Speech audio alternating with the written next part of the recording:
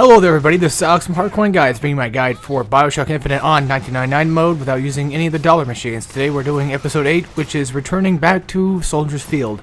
Or, if you want to call it, Soldier's Field Part 2. So, upon leaving the Hall of Heroes, you're immediately going to be brought back to this section of the game. The first area we meet the snipers for the first time.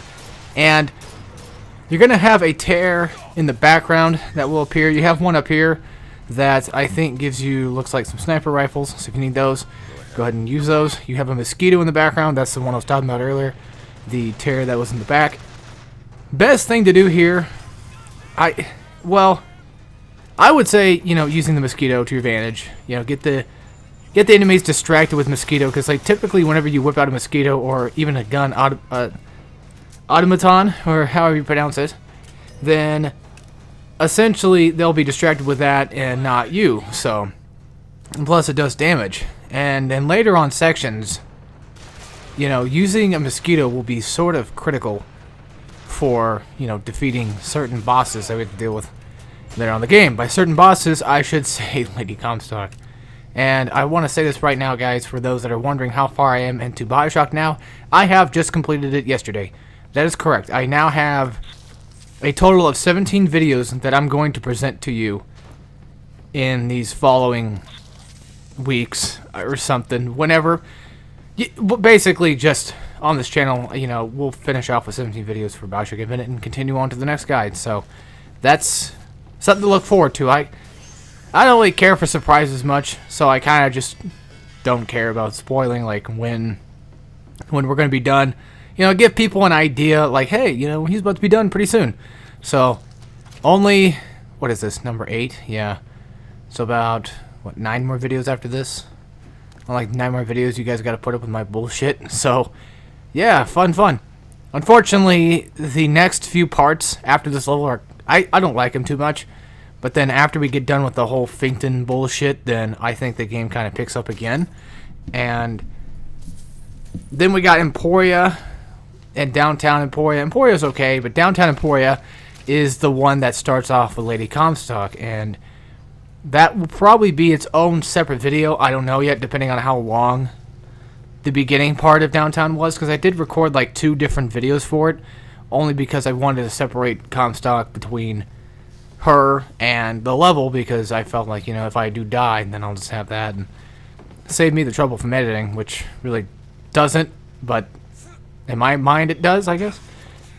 Anyway, once you take the sky rail, which you're supposed to essentially get back to Soldier's Field, the actual part of Soldier's Field, you're going to be introduced with another group of enemies here. And this is the first time I think we can actually come over here. So one thing you can do that I would recommend doing is using Bucking Bronco to knock enemies in the air and then shoot them while they're in the air to essentially knock them off the cliff. So basically get them off the map and let them fall down and, die that way. Now, you don't get a lunchbox with it. Typically, I haven't really found one that does spawn. Usually, like, lunchboxes spawn after an enemy's been gone for a set amount of time and you did not pick up the loot. But I think if you knock an enemy off, the map or stage, what do you want to call these things? Essentially knocking them in the air and let them fall down, let them fall from, like, into the sky and, down right back down to earth, then I think you don't get the loot for it, which makes a lot of sense. And this part was kind of weird because this guy just all of a sudden just glitched out for whatever reason. Also, I want to real quick apologize for any background noises that appear in this video. My computer is I pushed it back earlier this week, try to make it a little bit easier on the sound, and then I also have my laundry going too, so you might hear something that sounds like vibration. So there's that. And hopefully nobody's going to shoot guns in the background either. That's frightening enough, I guess. Shooting guns in this designated area, which would be kind of weird, because, yeah, they shouldn't be doing that, but you never know. People might do that. I don't know. I heard something go off earlier. It might have been a firework, I don't know, but it sounded like a gunshot. I'm like, oh shit, they're coming for me now. No. But anyway, there is a tear, of course, there that gives you a motorized Patriot, which I finally learned the name of after playing the game a little bit longer. I finally, got the name down, so thankfully for that. I'm pretty sure a lot of people are probably like, Alex, I know you don't really like BioShock Infinite that much, but you could still at least be smart enough to know like what the names of the enemies are to an extent. Also, this is just me being a dumbass. I don't know what I was doing here. I completely missed my jump, and I thought that I wasn't done yet. I was like, wait, I still got another place to go to. And I'm like, wait, no. That's not the case. So, I still got this piece of gear on. It will change later. My ending gear will mostly consists of, like, life regen and what have you, and shield regeneration. That way I can kind of just save myself the trouble with, you know, fights later on in the game. Okay, so when I get here, I throw down like some electroshock or shock jockey plasma traps, only because I felt like it'd just be beneficial. You could of course do however you want to take it. You can do whatever you want to take out these guys, but of course you do have to fight off a fireman, and with him, you know, he's gonna do that whole exploding thing. So hopefully, if you got the salts for it, you can just knock his ass straight up in the air and let him blow himself up and take him out that way. Now, since we do have Shock Jockey, we do have the ability to unlock those doors that you saw, which I did one earlier, which was, you know, the thing we have to electrocute that little, like, cylinder-looking ass thing, and then when that is electrocuted, it pretty much, we'll call it a generator, how about that? You shock those generator thingies, and then it opens up a door for you, so there's going to be a few coming up after this part of Soldier's Field, once we get back to, like, essentially the, like, real part of Soldier's Field, I think. The whole, like, amusement park section of the level. So, yeah, I come back here. There is, luckily, salts that I can still pick up, because I, you know, was missing a couple. Now, this was just me, yeah, because I heard them, okay, I heard the Patriots, so that's why. So, I don't have really much, you know, Vigors that are good against a Patriot, except for like my Shock Jockey.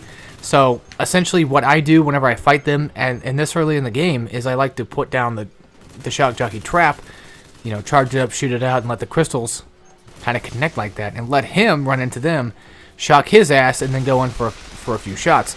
Now, be careful though, because if you were to shock him manually, like if you were just to run up and shock him yourself and then try to shoot him down, he does recover from that really quickly though. So if you're going to go up and shock his ass with some good shots, I'd recommend having a shotgun to blast him with it, especially if you're going for like face front attacks. The problem is he's got that gear on his back that is his weak spot. So essentially whenever you're fighting them, that is the thing that you want to go for the most. But unfortunately, if you were to shock him until you get like an upgrade for it, you know, stun duration for it, if you were to shock him up front, it would take too long to get behind him to shoot him from behind. So that's one problem I have with the Patriots themselves, but they're really not that bad until maybe like later on throughout the game, like near the end game when they really start to kind of pack heat, and I really hate them. But the main bad guys will show up later, and they're the handymen. I absolutely despise those guys. They're cool enemies, don't get me wrong, they're badass enemies. You know, this game has some pretty fucking cool enemies, I'll give it that. But those guys particularly are hard to take down, man. They really are hard. And I have to kind of Louie myself around multiple times just to get around them, just to take them out. They do also have a weak spot, which happens to be in their chest, which is technically their heart. So if you shoot that down, then, you know, you do extra damage, but in this mode, it doesn't feel like you do. But luckily for us, for the first handyman, I will show you a trick that you can utilize to basically take almost near to no damage. Of course, I take damage from it because I'm an idiot and I did it wrong, but I'll try to give you guys a tip the best I can to help you figure out what you would need to do, and then you can do it better than I did. So yeah, there's that. Okay, so the difference now between Soldier Field Part 1 and Part 2 is now we have these tears, and now we also have these, what do you call them? God damn it. Skylines, I think? Yeah, you have these skylines up here, which we can now access. Because like in the beginning part of Soldier's Field, I think they were there, but we could never actually get on top of them. And another thing that's different as well is a lot of the shops are closed down, and you have to, you know, do the whole lifting animation of the gate and all that, which is not too bad. We don't do that very much in this game anyway, so it's no big deal. But when you come in here, there's going to be a generator in the store, and then there's going to be a piece of gear here. So we got, looks like urgent care, and then what is that other one? What's the one I'm getting now? I can't tell. Oh yeah, this one's great. I equipped this one. So let's say, oh fuck, I can't see from here. But essentially, what that does is if we're low on health, this is really good, guys. This is really, really good gear. I'd highly recommend trying to go for this gear. If you don't get the gear like I do here, just restart the checkpoint until you get it. I would highly recommend it, especially if you're going for the build I'm going for.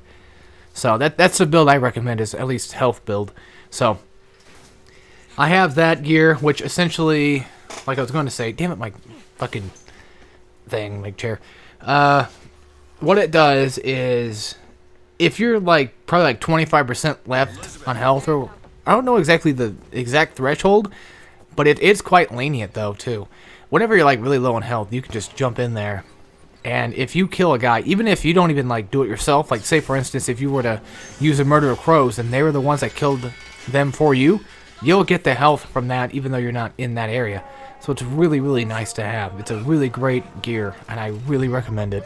I don't know if it's a set gear or if it's random or not. If it's random, again, like I said, just go ahead and restart the checkpoint if you wish to have it. You can do that with any gear that is random. So there is that. Now, coming in here, there's going to be quite a bit of supplies and quite a bit of lockpicks. Which, funny enough, I was afraid I was never going to get enough lockpicks in this game.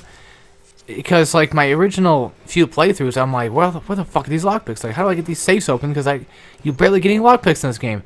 I ended up the game with at least close to max amount of lockpicks, which I think 30 is like the max or something. Because at one point, I pick up so many lockpicks I can't pick up another one. So I assume, more than likely, I probably got the max amount of lockpicks for that section. Or just at that time, I should say. So, in here, we got some, looks like money and health. And essentially, what I'm doing right now is I am questioning whether or not I was able to take the dollar, like take the money or the health by itself, which is one thing that most games that give you a loot system allow you to do, is take one or take all equipment that you loot from enemies or objects. And in this game, unfortunately, you can't do that. You have to take everything. So I wanted to keep the health there for later, just in case, you know, for like a fight like this, so I could just have the invincibility and just go in and just wipe these guys out. Now, if you fight, here's what I recommend for the RPG enemies. If you have possession, this is something I learned recently too. I completely forgot about actually having it. There's two ways I recommend taking these guys out. You could just take them up any way you want, but the two ways I recommend the most, that I don't even do myself, is one, possession, like fully upgraded. I think there's at least one upgrade with it that does it. If you possess an enemy and the possession wears off, they'll kill themselves. And when I say they kill themselves, they literally blow themselves up for the RPG men. So if you have possession like level 2 or whatever it is, or if you have that specific upgrade for it, you could just use that to your advantage. Yes, possession takes up a lot of salts, but you have plenty of salts here, I believe. There should be at least enough around. If you wanted to go that route, you can. It saves you so much trouble. It saves you so much ammo from just wasting on one RPG guy. So, there is that. Another thing, too, is, of course, using Bunking Bronco to knock enemies in the air and then knock them off the airship like you saw I did earlier. And essentially that saves me the trouble because, yes, I do have to use ammo to do it. You can also melee them, but I recommend using ammo so you can get them, you know, when they're in range. You can't really hit them with melee, so that way you can just hit them. And, yeah, just knock them off the airships, let them fall down to their death, and there you go. That's one good way of taking out the RPG guys. Now, another thing we have to our advantage here happens to, of course, as you've noticed already, happens to be the skylines, which, of course, you can do a skyline strike. And I don't know if there's a certain amount of like distance or momentum that you need to have to get a full insta-kill on an enemy, or if it's like a certain type of enemy you can only do it to. I'm not really sure. Typically, basic enemies just go flying out and they die instantly. But sometimes you'll have enemies that get close to like the last bit of health, and essentially they'll have the execution marker above their head, and then you could just, you know, execute them or whatever you want to do with them. So next up, we're going to have to fight off the Motorized Patriot. Now, if you have the tear open for the Motorized Patriot, he's more than likely going to be standing here waiting for his arrival and just start mowing the guy down. Essentially, the Patriot is nice to have because, well, it's two of a kind. You know, they're both Patriots. so they can both wear each other down. And he just annihilates the Patriot for me, though. Thank God he did. But essentially, a Patriot is technically a crank gun that you have. And crank guns are relatively good in this game, and especially, like I said before, especially on Patriots. Now, handymen, not so much. I haven't really found them that good. They do a decent bit of damage, but it's just nice having all that ammo and just whipping it out on one dude at one time. So I skip all that. There's no reason to watch that. It's just us climbing up to here. Nothing biggie. And then we land, and then now you have 2 different areas to go to. Also, real quick, I'm not exactly sure how this works, but I think typically whenever you hack a vending machine, or, you know, I should say, whenever you possess a vending machine, sometimes, if not all the time, not really all the time, but there's a lot of the time where, especially later on, I've noticed too, where Elizabeth will be like, hey, I found some money. Like, after you possess a vending machine, or a group of vending machines, she'll be like, hey, I found some extra money. I kind of put that to the idea that possibly, you know, maybe what if Booker didn't pick up all the money and he might have forgot some that dropped out of the vending machine, you know, or just even money behind a vending machine joke, you know, or underneath it, I should say, where a lot of people have money, you know, dropping underneath it, and then more than likely Elizabeth just scammed around for it. So again, I think Elizabeth is great in this game in a sense of her gameplay mechanic allowing her to scavenge. I think she's great at that. It just would be nice if she could use her tears a little bit more instead of just having them at selective points.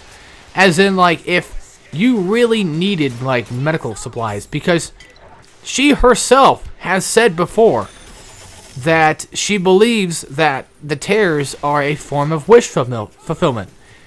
And, of course, later on in the game, you know, she starts to wonder if she creates those tears, those worlds, or if she brings them in. She doesn't really know, you know, and she does mention again, you know, it's a sort of wish fulfillment. Maybe she wanted that to happen.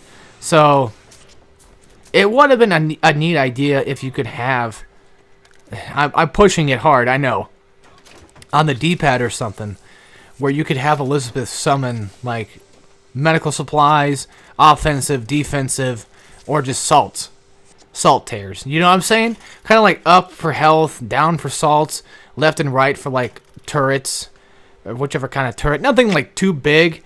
You know, like one for, like, a motor, or one for, like, a fucking, oh, God. What do you call them? Oh, mosquito. Another one for, like, just a gun on automaton. Oh, there we go. I guess I get the upgrades then. So, yeah, there's Possession Aid fully. So, if you have it at that time, then I would recommend using it.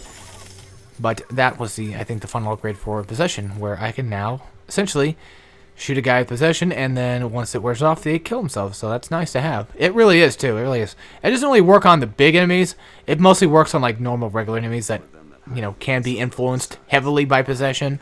Because, like, robots and such, yeah, you can possess them, but they don't kill themselves because of limitations, and I completely understand that. So, anyway, this is the end of the video. We get an infusion, and then everything else should be smooth sailing. So, I will see you guys next time. So, take care, everybody.